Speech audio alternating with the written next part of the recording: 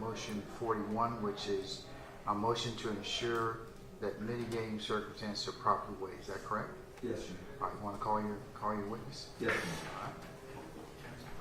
This time, on behalf of Mr. Long, we would like to call Mr. Russ Stetler to All the right. stand. Summon Mr. Russ Stetler, please.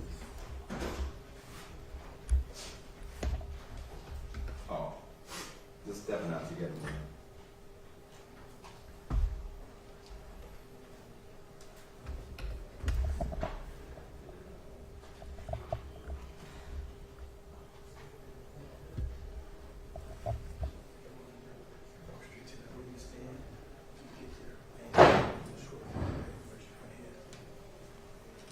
Mr. Stetler, good morning, sir. Sir, if you please approach the witness stand. Yes. Once you get there, before you sit down, if you'd be so kind to turn and face Lieutenant Gibson and be sworn as a witness, please, sir.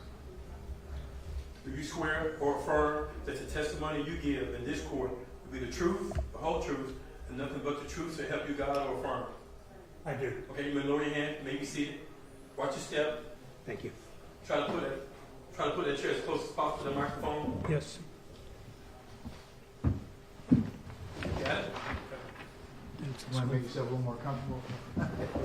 Yeah. For the record, please state your name, spell your first and last. Report.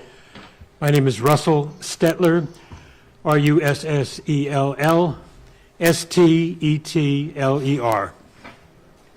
Good morning, Mr. Stetler. Good morning. Just want to start out with some general things about your qualifications. You stated your name and spelled it. Would you tell the court the last position that you held before retiring from full-time work? Yes, I was the National Mitigation Coordinator for the Federal Death Penalty Projects from 2005 to 2020. And I'm going to ask you to keep up your voice. Yep. I know we have a microphone, but we want to make sure the voice is recorded. And could you tell us a little bit about your educational background? Yes, graduated from college almost 60 years ago, and did some graduate work in sociology at the New School in New York. Now, Mr.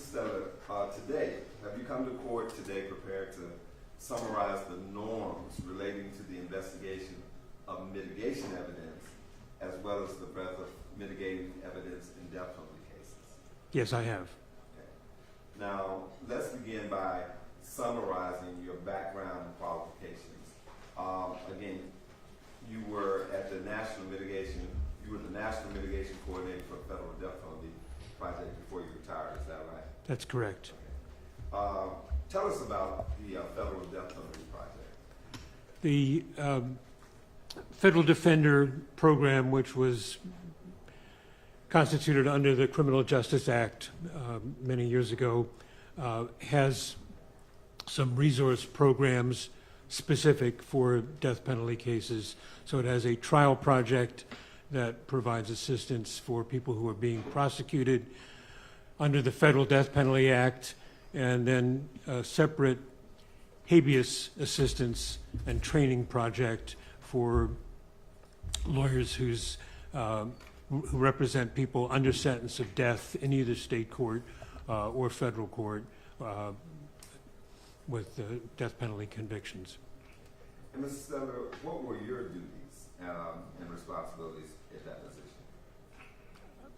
A lot of training, a lot of consulting, advising lawyers and the mitigation specialists that work with them and experts on developing mitigation evidence in death penalty cases. How long did you do that? From In that position, how long? from 2005 to 2020. I retired just as everything was shutting down for COVID at the end of March in 2020. Seems a long time ago. Before taking that position, had you held other positions that related exclusively to death penalty cases? Yes, for the 10 years prior to joining the federal program, I was the Director of Investigation and Mitigation at the New York Capital Defender Office, which was very much like your own office. It's a predecessor of your office. And before that, for 5 years from 1990 to 95, I was the chief investigator of the California Appellate Project, which was a statewide resource center providing assistance to lawyers who represented death row prisoners in California. And in that time that you've been doing that work, have you published any articles? Yes. What articles have you published? I've published over a dozen law review articles and several book chapters. And what's your most recent article? Most recent one is called Mitigation That Worked, and it looks at the mitigation that was actually presented in over 500 cases that went to trial before a jury or judge, where the sentencer declined to impose death sentences. And we looked at the mitigating information that was presented in those cases, analyzed them in 3 highly aggravated but easily defined categories: child victims, police officer, law enforcement victims, or multiple victim cases. And there was a previous article published in 2022 that identified all of those cases, and we had over 600 cases in the database. And people asked, some readers asked, what was the mitigation that actually was presented? So the first article was called Mitigation Works, and the second one looks at a subset of those cases where we could find the actual mitigation that was presented, so we called that Mitigation That Worked. Yeah, courts and documents. Ms. Armstrong. I believe we sent this to you. It says articles in there. Okay. Your Honor, may I approach, please? Mr. Sadler, I'm going to show you what's been marked for this hearing as Defense Exhibit 1. Would you take a look at these documents, please?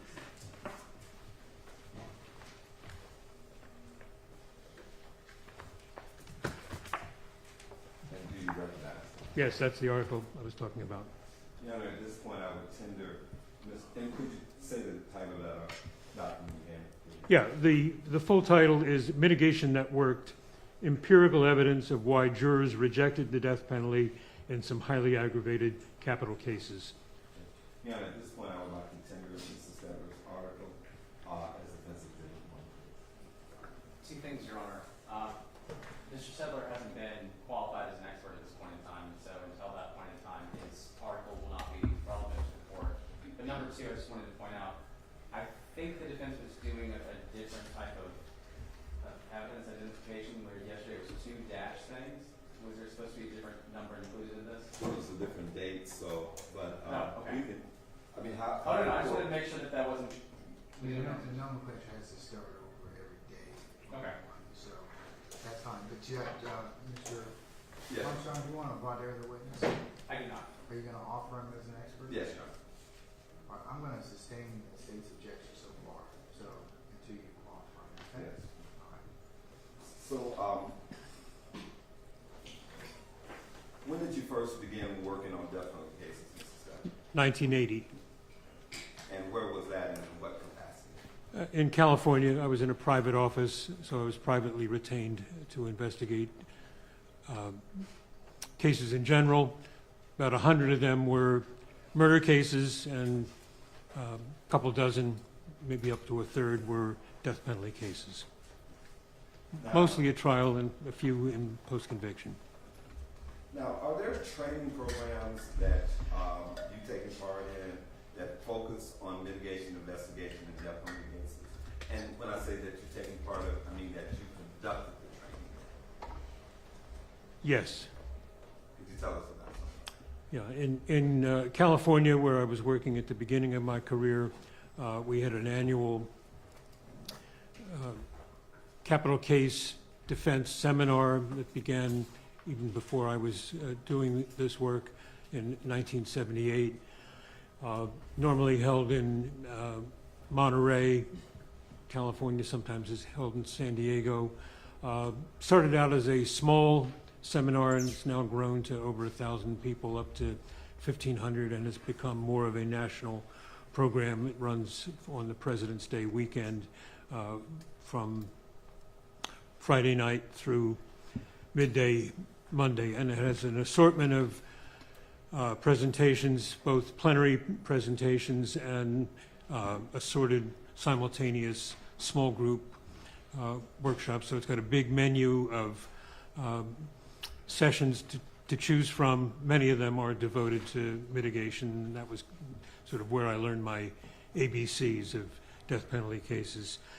In addition, the NAACP Legal Defense Fund, for a long time, since the 80s, has held an invitation-only death penalty training program where they invite people from all of the jurisdictions that have the death penalty, small number of people from each jurisdiction, to sort of share their experiences.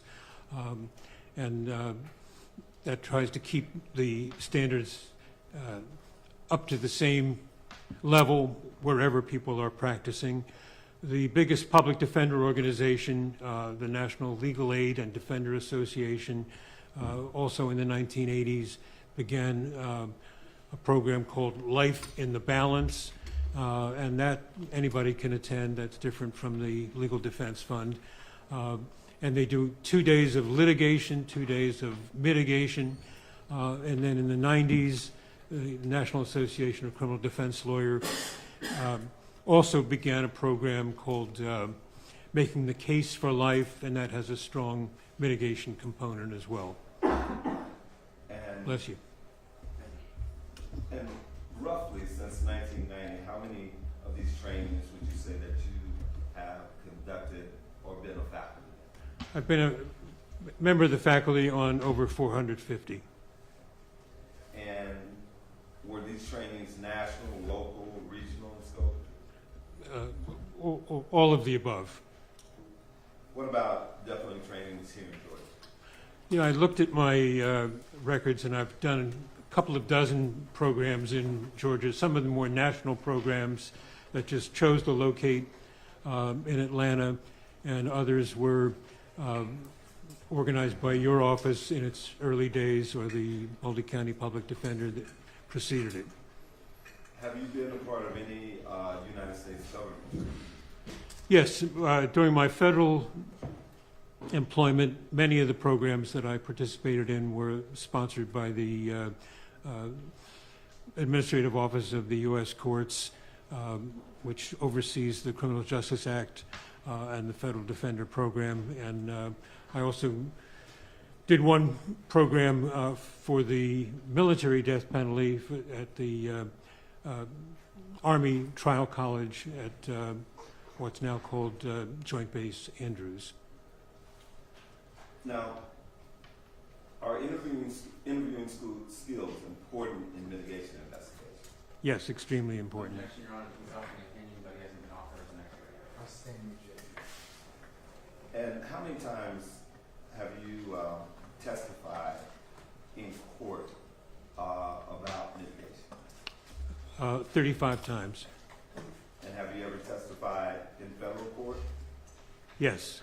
And when you testified, were you admitted as an expert in those 35 times? Yes. And was it in federal court and state court? Yes, both. Has any court ever not found you to be qualified as an expert in mitigation, investigation, and the standards relating thereto? No. Has your testimony been cited by any courts? Yes. Could you tell us, please? 3 federal courts cited my testimony. In the Northern District of Iowa, Judge Bennett cited it in a federal habeas case. In the Western District of Louisiana, Judge Brady cited again in a federal habeas corpus case. And the District of Wyoming, Judge Johnson cited my testimony again in a federal habeas case.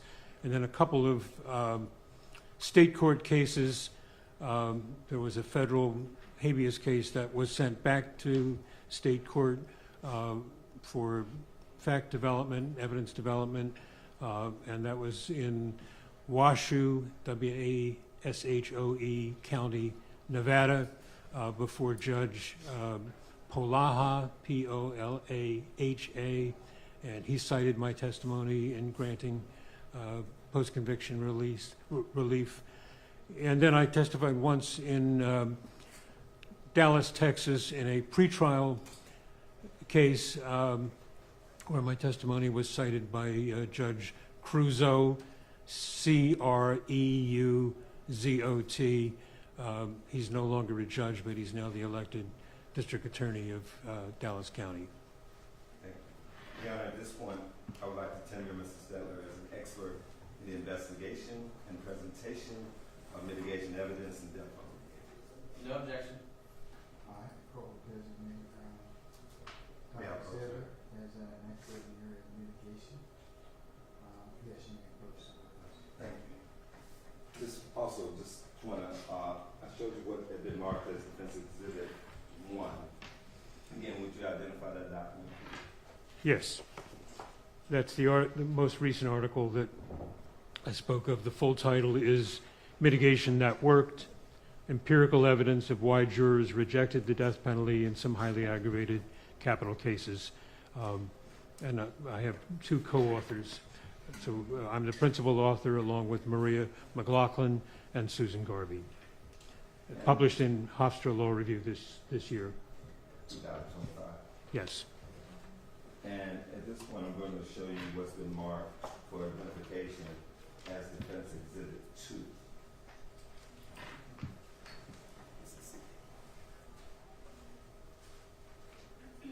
Mr. Stetler, would you look at that, please? Do you recognize that document? Yes. What is it? Well, it's in two parts. The first 8 pages are simply my CV as of July 2025, and there are 6 more pages that just summarize my background and qualifications. At this point, Your Honor, I would offer Defense Exhibit 1 and Defense Exhibit 2 into evidence for the purposes of this hearing. No objection. Any objection? All right, defendants 1 and 2 are admitted. Thank you, Your Honor. Mr. Stetler, what is the purpose of mitigation evidence? No, it's evidence which is developed to provide a full picture of who the defendant is, what are the influences that shaped him growing up and affect his daily life as an adult, to be presented to all the decision makers in a death penalty case, to attempt to establish empathy and kinship, to show that this person is part of the human community, and to help decision makers understand and explain what happened that resulted in the capital offense. Sir, how has the scope of mitigation evolved over the history of the modern death penalty? Well, the modern death penalty we think of as basically the last 50 years. The United States Supreme Court had found all the old death penalty statutes violated the Constitution because of arbitrary, capricious, sometimes discriminatory results. That was in 1972.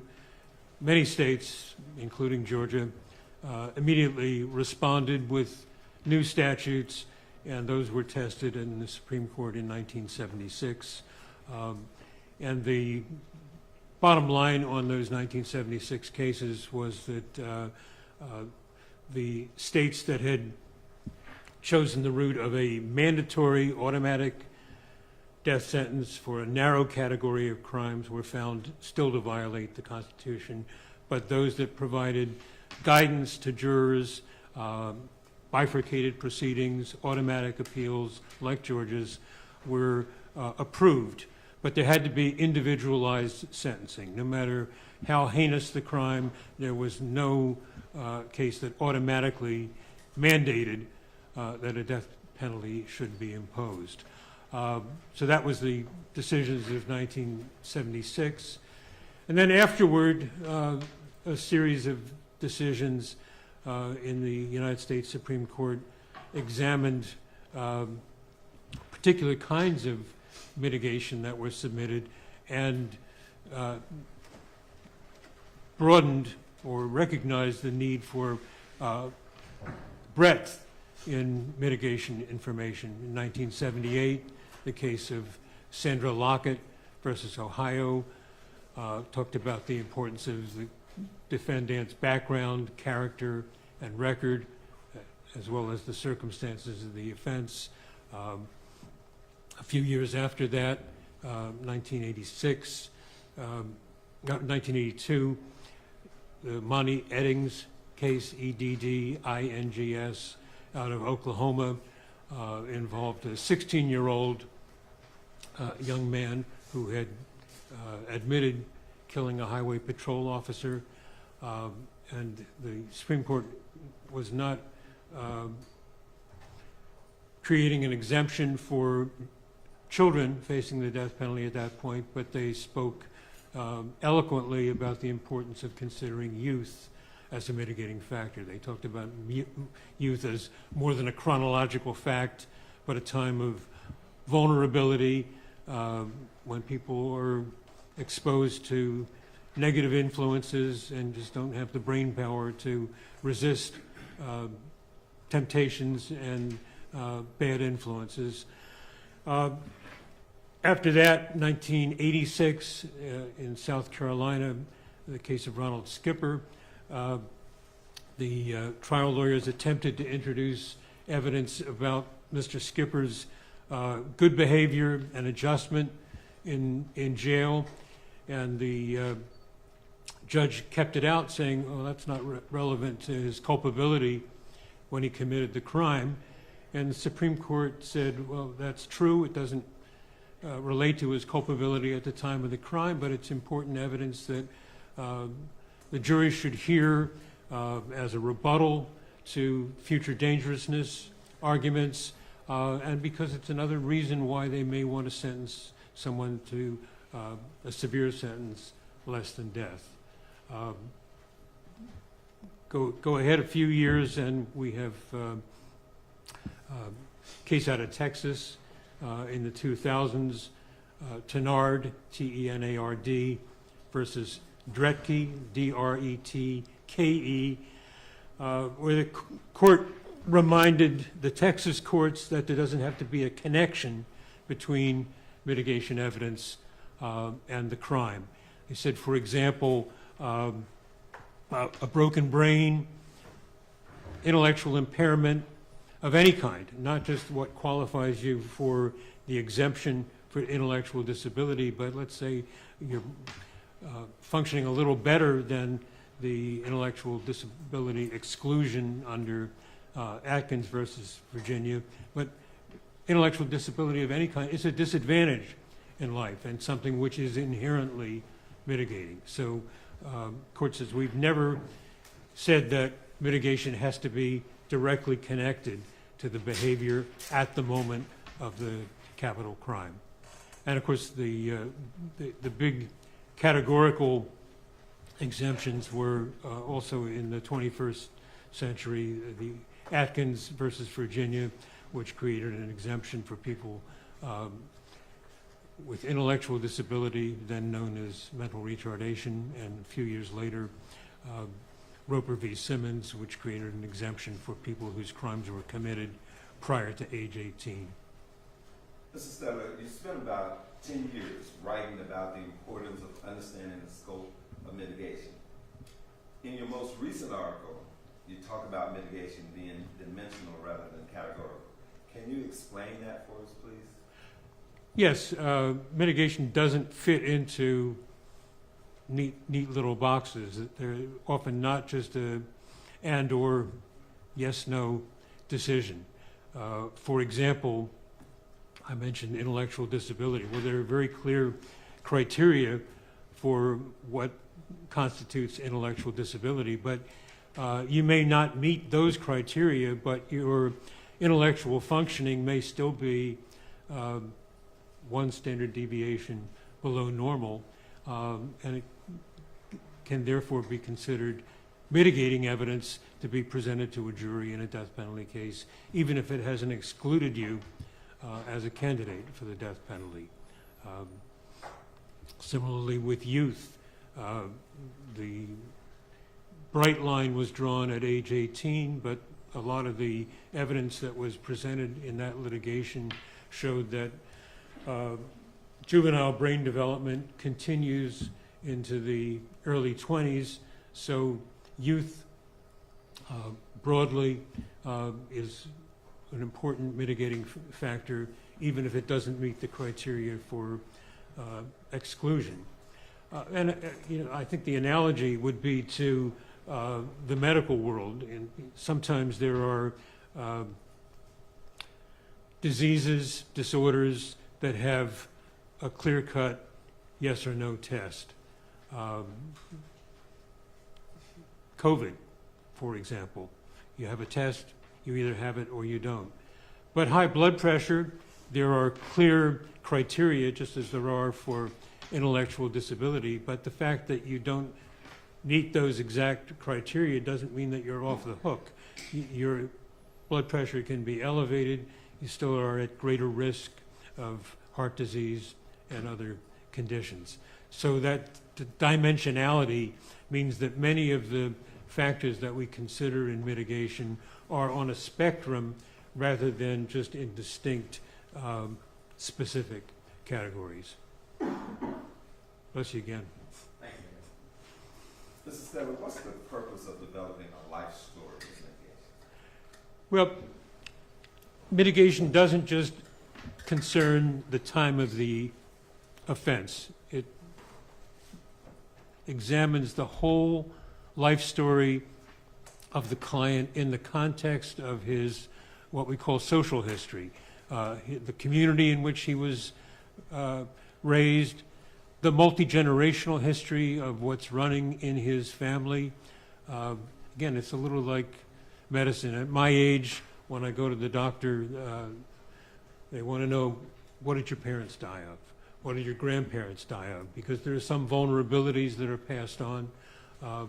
And similarly, what happened to your parents, grandparents, may show some vulnerabilities in the family, in your inherited DNA, or the patterns of behavior in that family, the intergenerational trauma and violence. So we go back a couple of generations, if we can, to develop as full a picture of how this person came to be who he is. And I'm going to use the male pronoun because 98% of the cases involve males.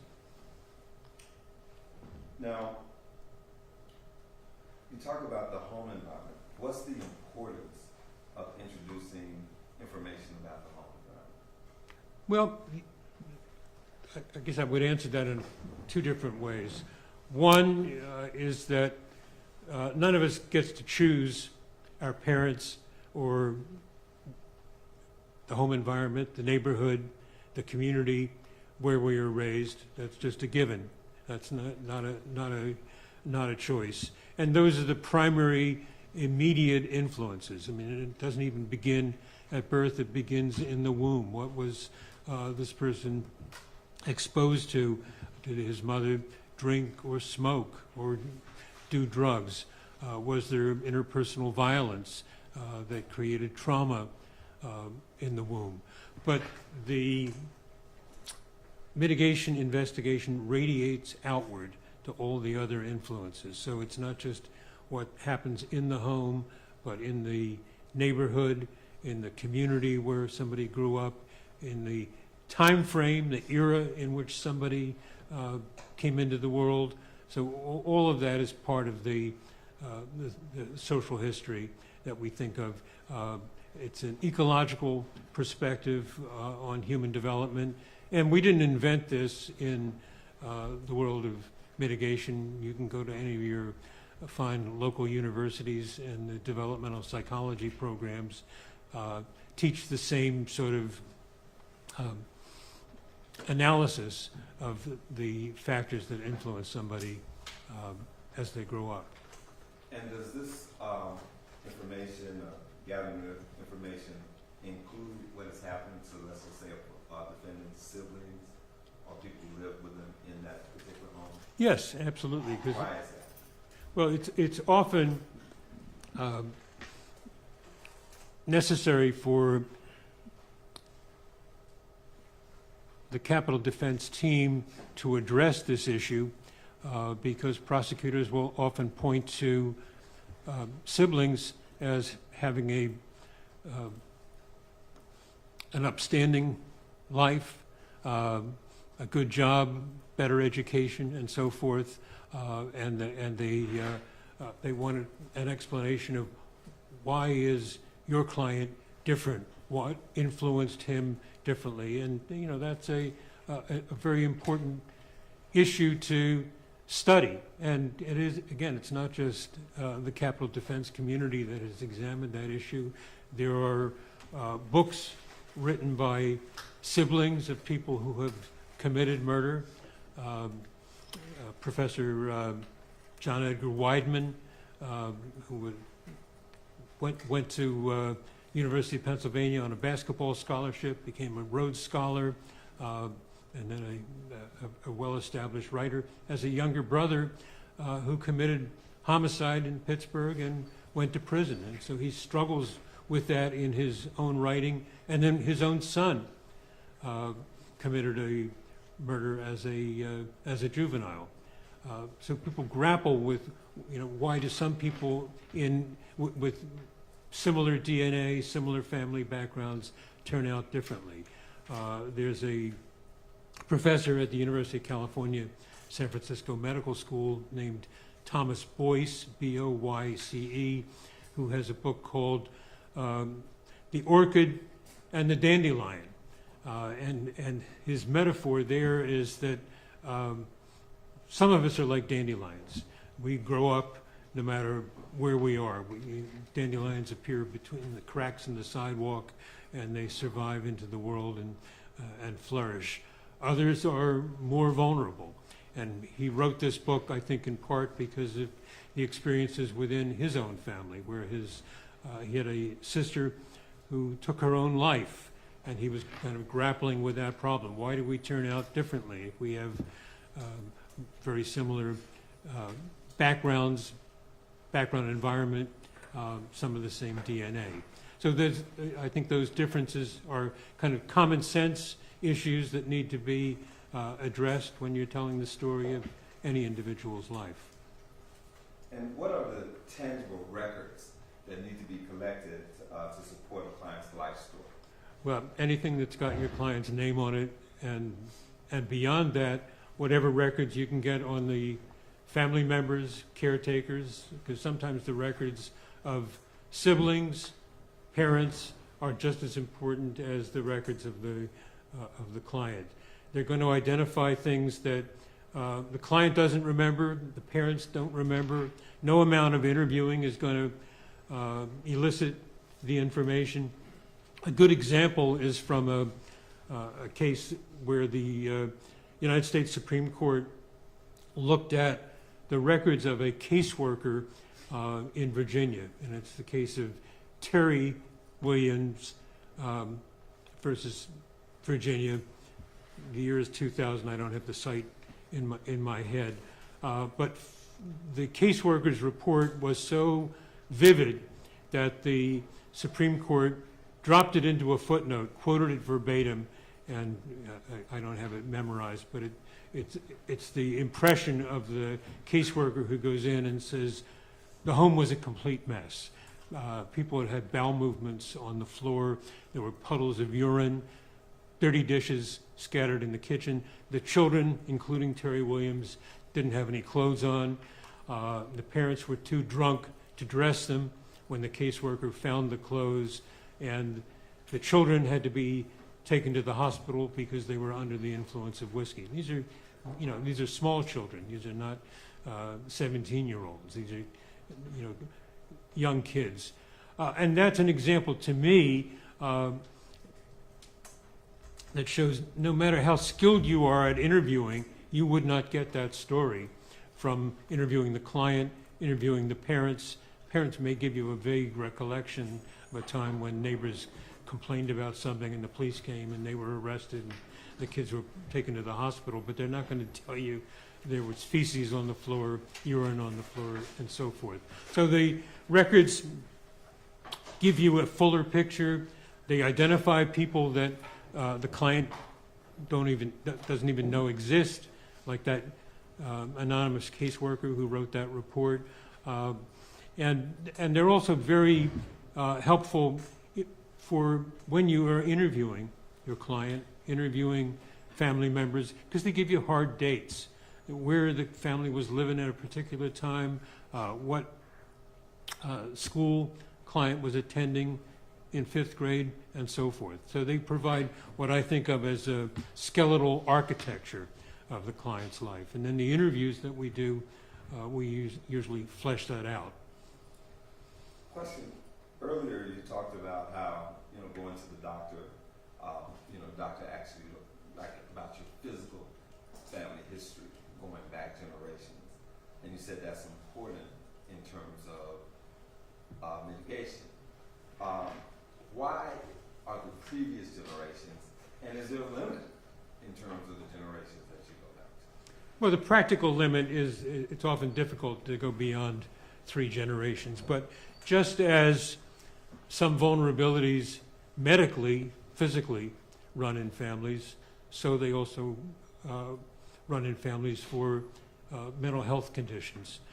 This is a brand new field. It didn't exist when I went to college.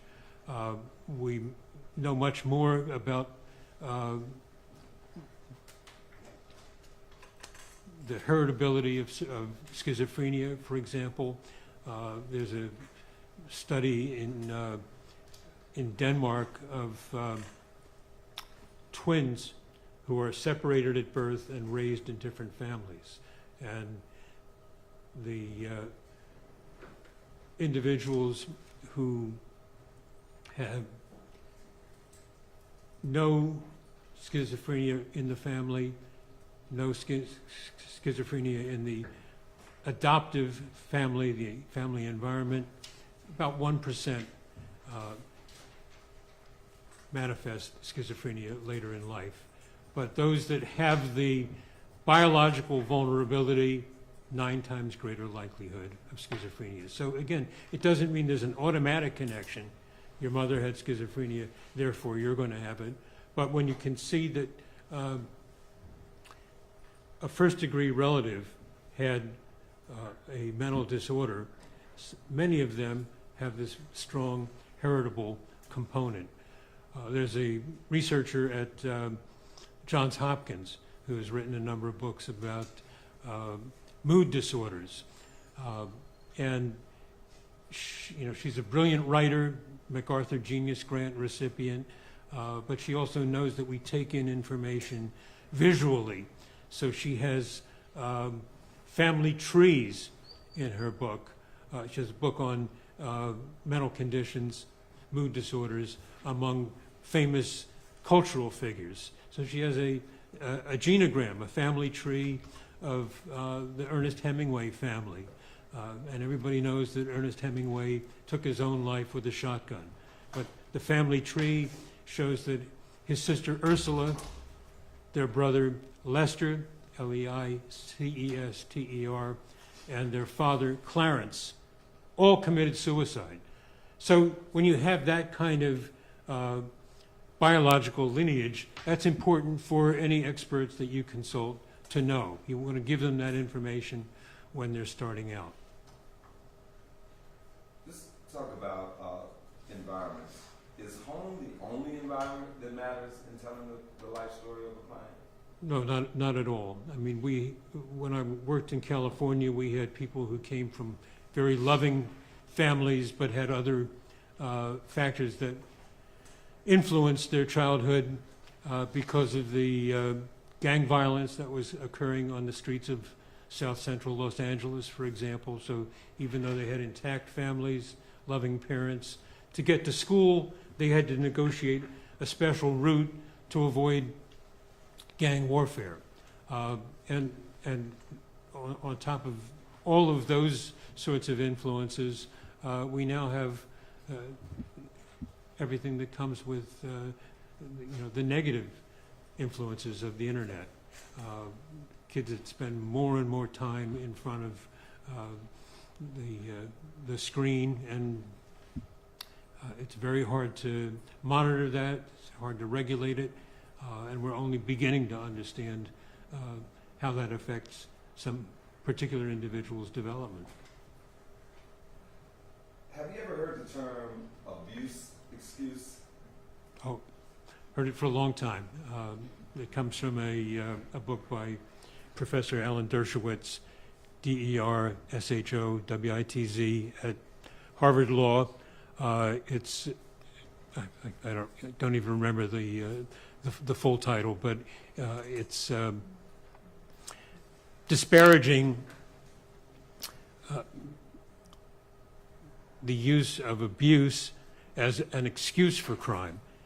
And that's not the case in mitigation. Mitigation never excuses what somebody did.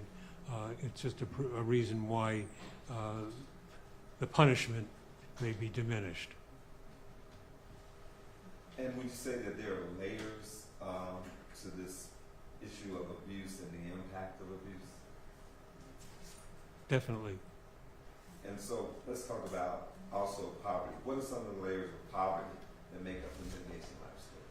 Well, again, almost all of the people who face death penalty prosecutions can't afford to hire lawyers. But before that, poverty affects health care, nutrition, which neighborhood the family is going to live in, what learning opportunities there are in the home. Are there books in the home? What kind of education did the parents have? So the word poverty doesn't mean much, since it covers just about everybody in the client population. But when you drill down and see how it affected an individual's life, then we begin to see its importance. And you've talked somewhat about mental illness, intellectual disability. What are, and of course you talked about the brain development, and of course with that could possibly be brain damage. What are some of the contributing factors to brain damage as you've come to learn in your experience in your work? Objection, Your Honor. I think this goes beyond the scope of the expertise. He's asking what contributes to brain damage rather than asking questions about mitigation. All right, I'll rephrase it. In your work, have you found out what can be a factor, a contributing factor to brain damage? You're right, Jack. I believe that's the same question. In your work, what have you seen in terms of your work, in terms of how it relates to brain damage? Well, let me answer that in a couple of ways. I think we have learned that brain development in utero, in the womb, is very important. And the brain can be damaged by neurotoxins in the mother's environment, smoking, drinking. You see the warnings on alcohol and cigarettes. We also see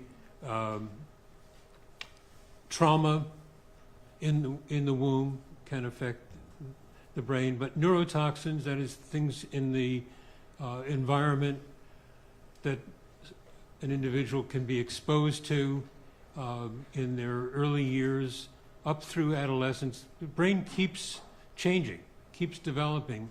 And again,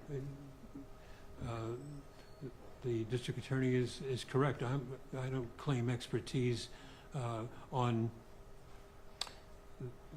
neuroscience, but what I do know is that neuroscience has changed during the course of my career. What we know about the brain used to be what we learned at autopsy or what we learned accidentally in brain surgery. Now we have all these techniques for looking at the brain in real time with scans. So we know a lot more about how long this maturation process occurs, and that's much of the scientific literature that was submitted to get the exemption for people under the age of 18 in the Roper v. Simmons case. And Mr. Stedler, the factors you just referenced as affecting brain damage, brain development in terms of what you've learned over your years of experience, are those factors also consistent with trauma? Yes, yes, absolutely. Mr. Stedler, what does early life history matter as mitigation? Well, it's when the individual is most vulnerable, not making any choices, living in a world that is foisted on him. And it's a time when there's the greatest vulnerability in terms of brain development, physical development. It's defining the world for the individual. And have you ever heard the term free will? Oh, yes.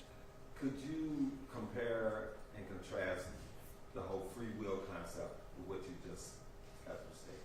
Well, I think the classic comparison is an extreme one, which says every choice we make in life is a free choice, versus there are some scientists that are completely deterministic, that say everything is just neurons firing and we're not making any choices. I don't subscribe to that.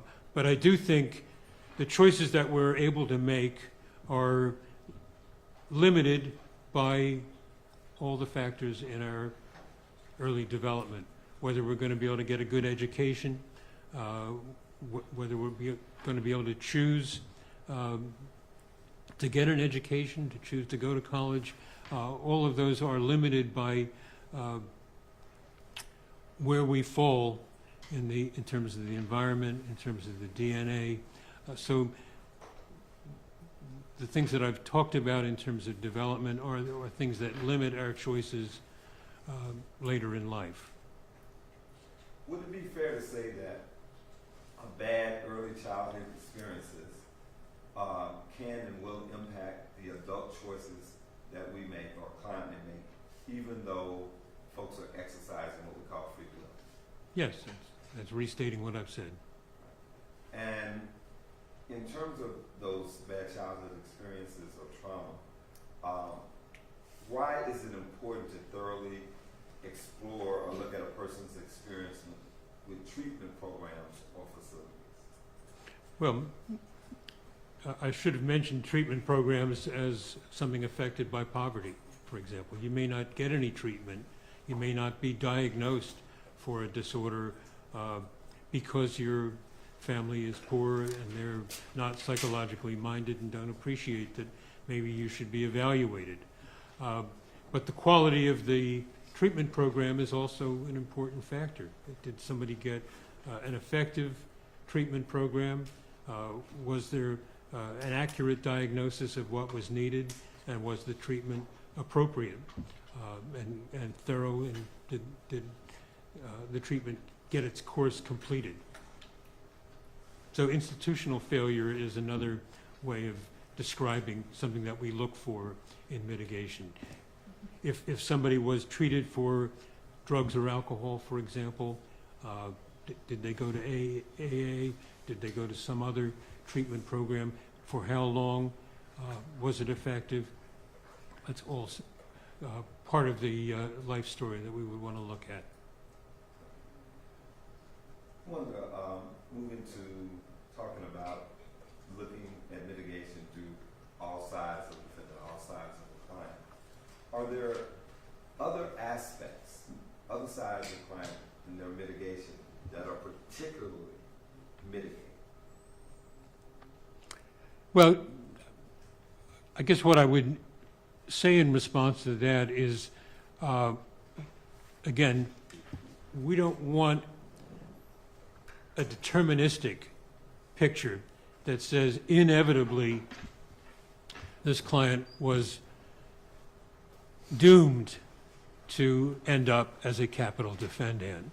We want to show the hopeful parts of the client's life, the things with which all of us can identify, that, you know, the moments of opportunity that might have made a difference if only he hadn't changed schools or hadn't lost an important family member. And we want to show the positive things, the fact that, you know, when I talked about institutional failure, the fact that somebody went to AA for 16 sessions shows that they were trying, they were struggling. They wanted to overcome an addiction. And it diminishes the sort of mechanistic view that this person is an addict.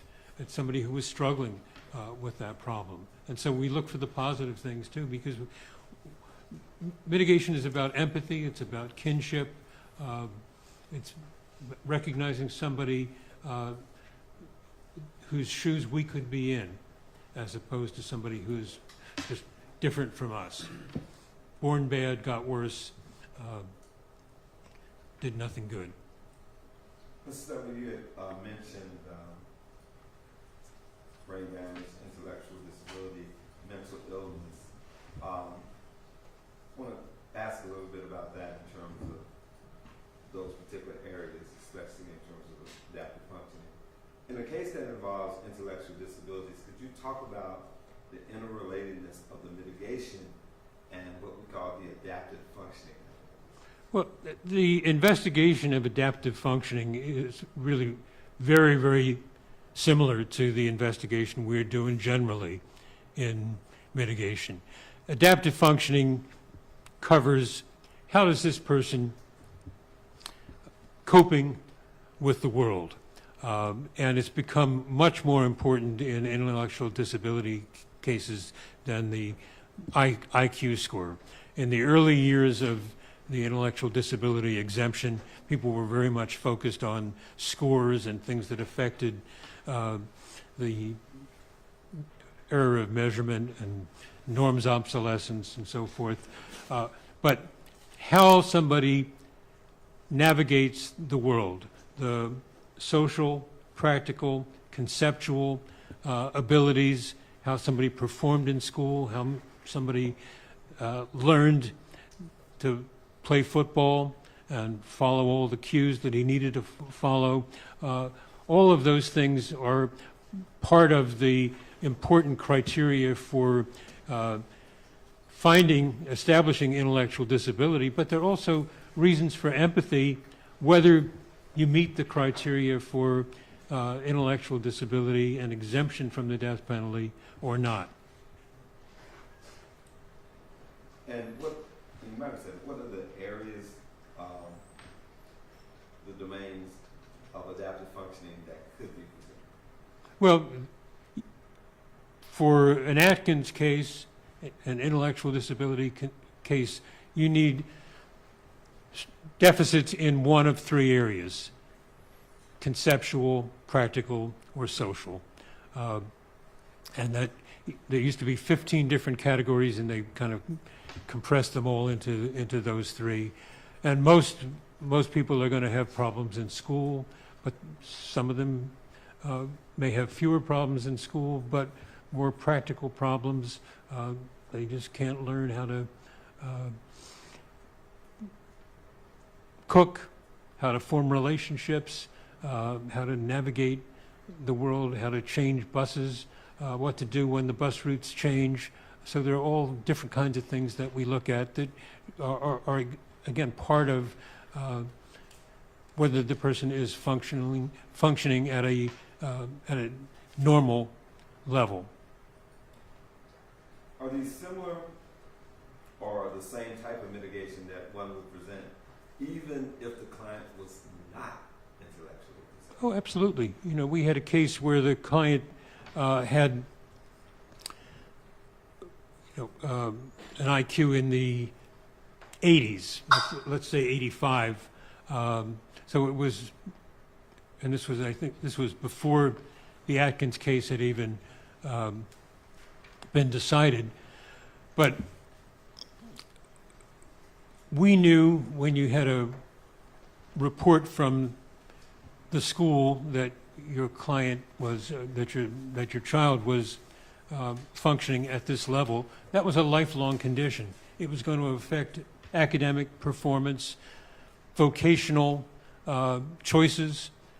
Again, you know, that word choice, free will. He couldn't just go out there and apply for any job. His employment options were limited. So we had a school psychologist testify about what an IQ of 85 meant, one standard deviation below the norm. She was an excellent witness because she was used to communicating with parents, explaining what that deficit meant. And then he dropped out of school, went to a vocational counselor who took him to a rote employment job eventually because he wanted to get a job, wanted to work, did some training for restaurant work where they literally had placemats with outlines of the knives, forks, and spoons. So, you know, if you want to set the table, this is where the knife goes, this is where the spoon goes, this is where the plate goes. This young man also wanted to join the Navy, as his father had, and could not pass the screening exam. So the naval recruiter liked him, gave him study guides, and I think, you know, a powerful fact in this case was the jury understood, gosh, if only this young man had been a little smarter, a little bit more capable, and had joined the Navy, he'd have been off on a ship and wouldn't have been exposed to these influences on the street, wouldn't have been a suspect in this case. So all of those things are things that are part of that mitigation picture. And I want to just kind of follow up on that. Is that an example of where adaptive functioning is relevant, not just in intellectual disability cases, but in cases where folks aren't intellectual? Yes, absolutely. Of course it does.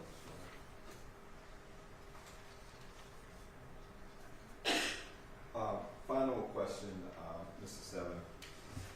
Just for the court, how would you sum up what jurors need to know about mitigation?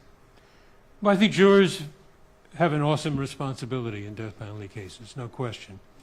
Hardest decision a juror has to make. I mean, they're not involved in sentencing decisions in other kinds of cases.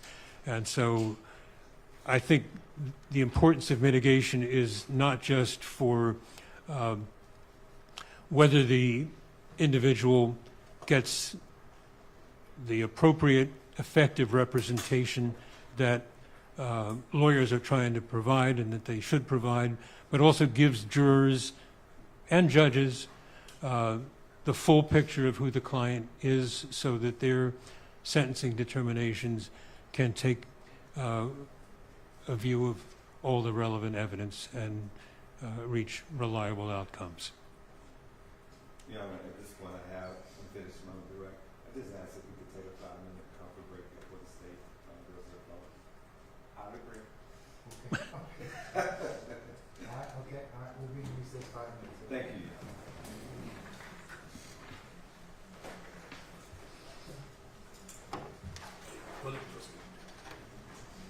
You know, possibly a little glass of water. Let me see if I can find somebody. I'll you taking, Judge? How long you taking? 5? Okay.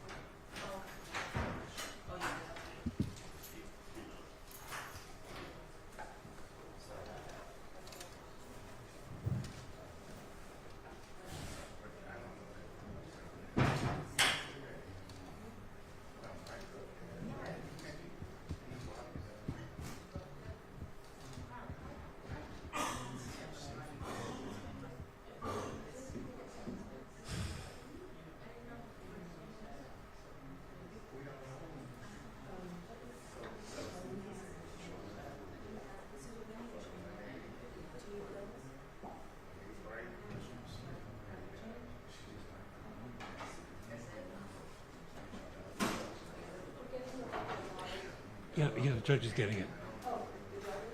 Yeah.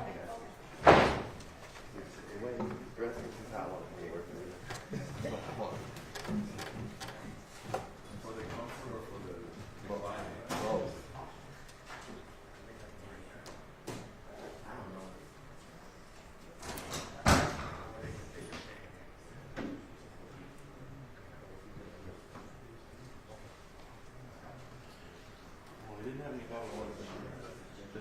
A nice filter system. As long as it's H2O, It is. I'm not arguing. Thank you so much.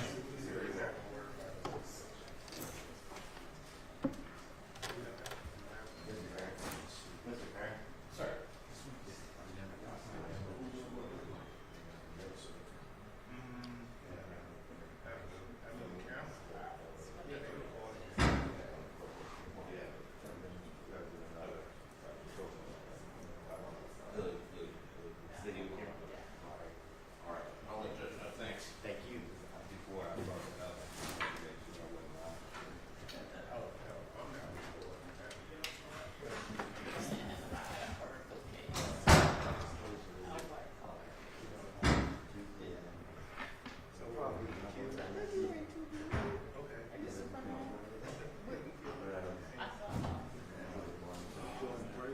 Yes, I appreciate it.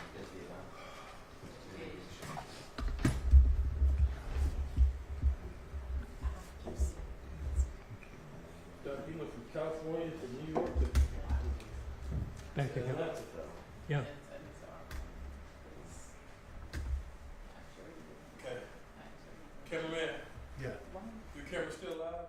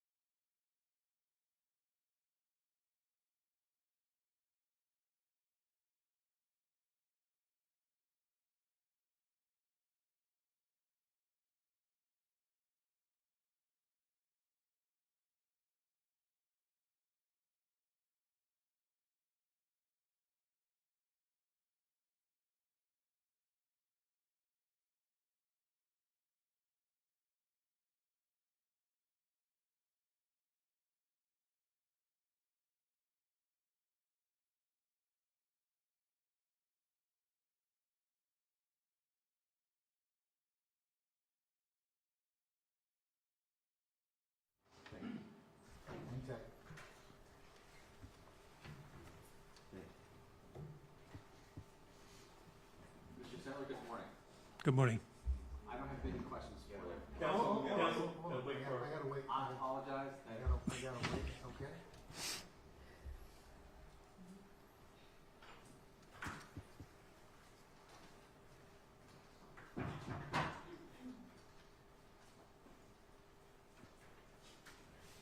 All right, okay. May it please report, All right. Kevin Armstrong, Sean, go ahead.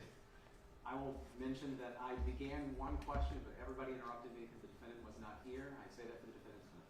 Okay, all right. So, I think it's now afternoon. Not quite. Not quite. Different clocks, sorry. How are you, Mr. Settler? I'm well, thank you. I'm good. I have just a few questions for you. You testified as to the purpose of mitigation evidence to provide the decision makers with a full picture to help them make their decisions, correct? Yes, Your experience has been from the standpoint of advocacy from the defense side, correct? exactly. So trying to give a fuller picture in the hopes that the defendant would receive a lesser sentence, correct? Yes, that's correct. Okay. In that vein, when you were referring to the purposes of a life story, you were referring to the negatives that come with an ecological perspective and what might happen that are negative in a person's life, correct? Yes, And so potentially presenting the absence of those negatives would be bad mitigation evidence, potentially. I think there are too many negatives in this sentence. Yeah, I understand. If you were to present a life story that omitted those negatives, that might be counterproductive from a mitigation standpoint, correct? If you were to tell a jury this person had a wonderful upbringing, this person had no gang influence, this person had no deficits in their nutrition and things of that nature, that might not be good mitigation evidence, correct? Might not, but it could be very positive information about the individual that shows that what. No,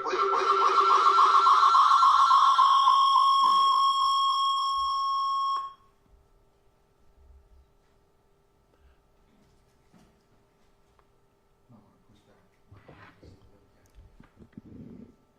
Try again. If you could repeat your answer, please. I'll try.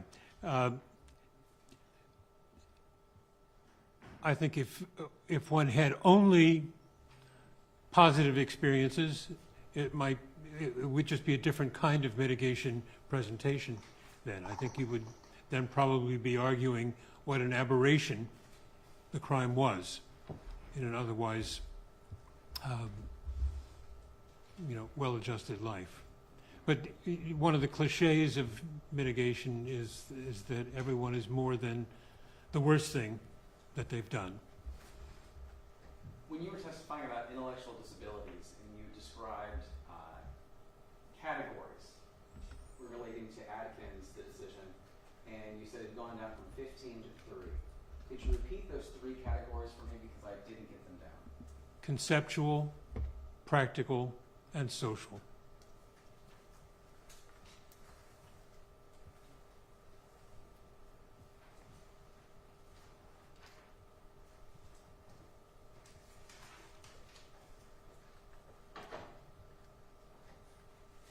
No further questions, Your Honor. Any redirect? No, you. All right. And Dr. Settler, the permanent or temporary is the purpose of the motion. Permanently. All right, Dr. Settler, I'm gonna, Excuse me, Mr. Stetler, but thank you. Michelle, I'll excuse you for the purposes of this particular hearing, and, thank you for your patience, okay? Thank you very much, Your Honor. Thank you.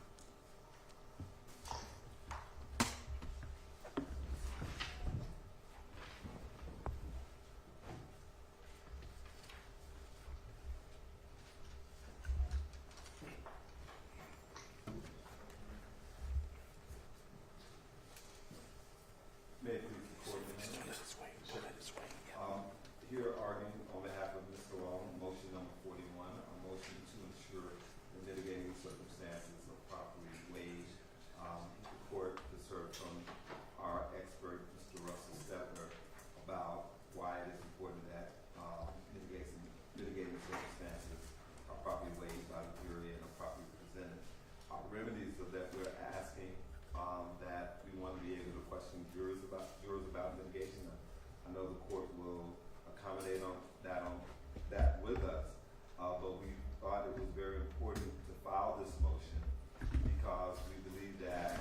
this is not a hearing that we could have in the middle of voir dire. It's not an argument that any of us, I think, want to have in the middle of voir dire as to how relevant is Mr. Long's life story. How relevant is it that we want to present or ask jurors about family history, social, mental, emotional, physical. So that is why we've done this, and so we want to also ask as a remedy that at the appropriate time that we be able to propose and submit an instruction that speaks to making sure that the mitigating circumstances are properly laid. All right, sir. Mr. Armstrong? Yes, Your Honor. So there will be some agreement. There's also some disagreement with motion 41. As I've laid out in the response, there are things about which the state has no qualm, such as the court providing, say, the appropriate pattern instruction on mitigation, and making sure that the jury is properly qualified and follow the court's instructions on mitigation. There are other issues, such as Ellington factors, that if the defense raises, we will consider on a specific basis. And Ellington factors are considered critical facts that the jury can be voir dire on that are something like child killer or cop killer, things like that, that Ellington identified as having a phrase for it. If there's such a fact such as that, then that'd be something that'd be appropriate for voir dire. However, the defendant, if they're asking to ask specific questions about mitigation, such as how would this juror be receptive to specific types of things, such as family history or emotional or physical evidence, and asking them questions like that and how it would affect them, then that is something that requires the jury, the potential jury person, to prejudge the case, and those questions are forbidden under Georgia law. And Willis versus State, which we cited yesterday for a different purpose, is one of the most recent iterations of that rule, where you can't ask questions similar to that. And so, to the extent that they're asking to ask specific questions about mitigation evidence that they intend to raise, and specific types of mitigation evidence to see which jurors are more likely to go along with them or not, those are questions that prejudge the case. And so the state would object to those, but we won't know what they are exactly referring to until we get there. I will point out to the court that the regular pattern instruction on mitigation, similar with Georgia law, does not define mitigation, and that is to the defendant's benefit. As cases have determined for a long period of time that mitigation evidence is undefined under Georgia law, so that it is more permissive for the type of evidence that the defendant can present at mitigation. And so jury instructions, obviously we can't predetermine whether we agree or disagree with the jury instruction that the defense has not requested. We're not asking that they be prevented from presenting the court with the jury instruction that they submit, because that's something that we do in the regular course of business, both defense and state. We submit proposed jury instructions to the court. However, things that seem to define mitigation evidence would actually run counter to Georgia law, which allows there to be no definition of mitigation other than its normal definition. But again, questions that seek to find out how jurors are receptive to different types of mitigation evidence are questions that would prejudge the case and should not be allowed if they are requested at the time of trial. But we have nothing specific to deal with today. There are no specific questions propounded to the court. There's no specific instructions presented to the court. So I would suggest that the court, if you rule on it in a substantive way, rule in a sense that the court will be receptive to hearing instructions into what particular types of questions the defense wants to ask, but not predetermining that something will be approved that hasn't been presented to the court yet. In terms of this particular issue,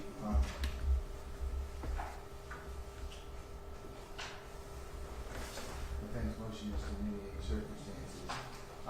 There are a couple of things that come to the court's mind. Ms. Bell and Mr. Lamar, you'll be able to submit what are questions that you think are appropriate and proper.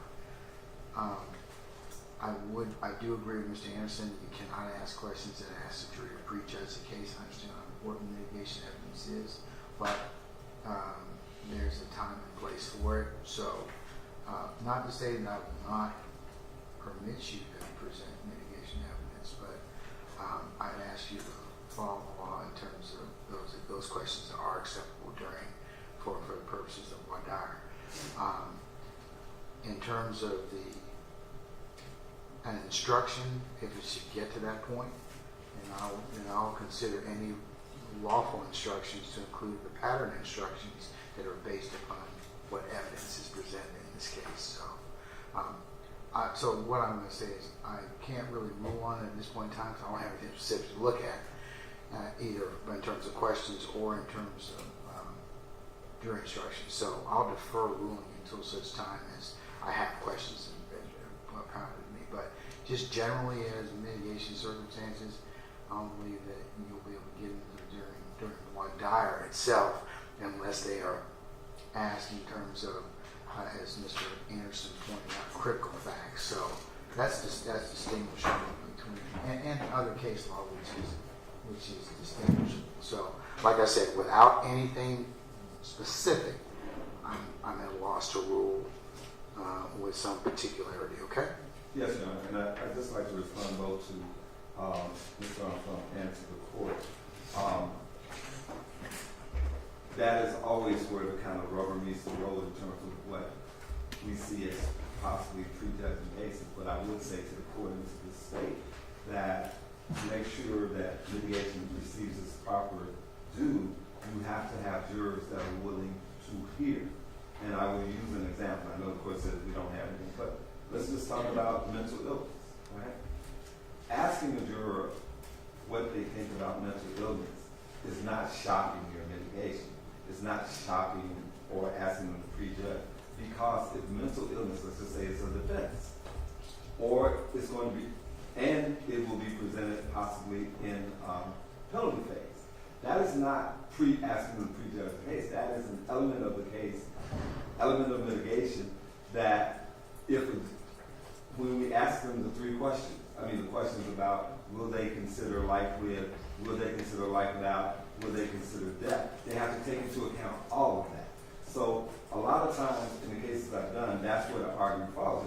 You're asking them about mental illness, you're just shocking your mental illness. No, that is part of it. So if you decide to present that as part of your case in chief, well, and you can certainly, the law presupposes that you're not required to present anything. However, it's a very fine line about what you can get into in terms of asking jurors about specific things to prejudge the case. So take a look at that case law again, because I am. right. And I'm going to look at it in terms of whether or not it can be asked or not. So, that's the only thing I can guarantee that I'll do at this point without anything more. Right, and I just want to say to the court, I clearly understand what you're saying, but I ask the court to also consider that jurors have to be able to consider mitigation evidence. And if a juror cannot consider mitigation evidence, if a juror says, forget that mental illness stuff, that's just, y'all gonna put the doctors on and stuff like that. We need to know that. We can't wait until they're in deliberation and then we find out jurors said, man, I don't believe in that mental illness stuff. We need to hear that beforehand, so at least I have a chance or the state has a chance to strike that person. But I understand what the court is saying, but I just use that as an example of many times the back and forth between the state and the defense in these cases.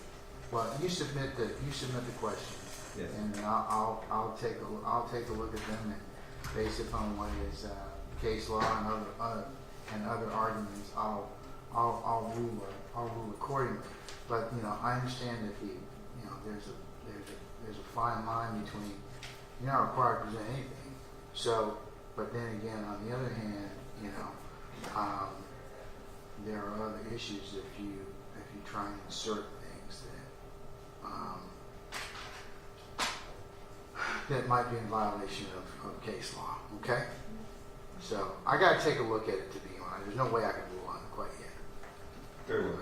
I can't at this point. So, all right? Okay. All right, folks. The hour's 10 after 12. Only take some lunch. And we'll come back at 1:10. So, Mr. Anderson and Mr. Armstrong and Mr. Lamar, if you all prepare a suitable order, just saying I will consider, in terms of mitigation evidence number 41, I'll just take, without looking at the specific questions you're going to ask, I can't kind of look at it in context, okay? And the other thing I'd also like to say that I will take a look at whatever and your instructions as appropriate. Should we come down to that and determine that based upon the facts and evidence in the case, okay? Yes, sir. All right. Okay, so when we come back, we'll take up some other motions that we're supposed to take up today. I think that's the only one you have that has evidence. I mean, has testimony, correct? Correct. Okay, all right. Before we go off, folks from the AJC, you got, I should say, from Channel 2, you got to cut your camera off when we are not in court, okay? Okay. Okay, because you can't film anybody else or anything that's going on in the courtroom, okay? I just want to remind you about that because we did see, somebody told me, they called me, said the camera was on, okay? All right. Well, we're recording. All right, that's the only thing else I have. So we'll see each other at 1:10, okay? All right, we're recessed.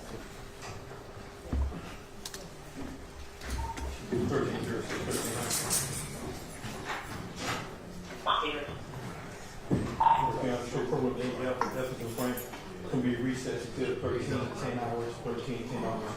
Courtroom's going to be locked and secured. Detention area not clear. Detention area. Should be in 27.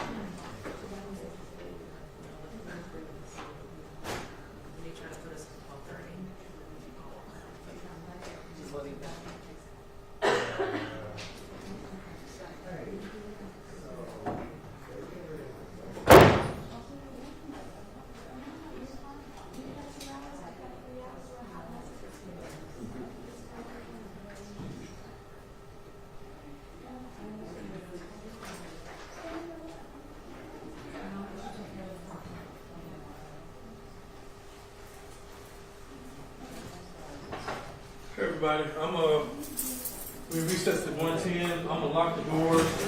I'll be back about 1 o'clock. Okay. I'll lock the doors.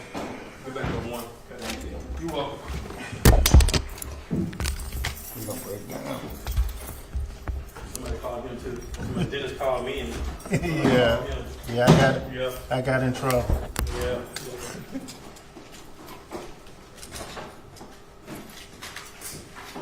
He said that's fine. Didn't break it down.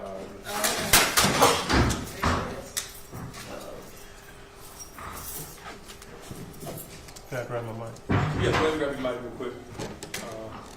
Unlock this door.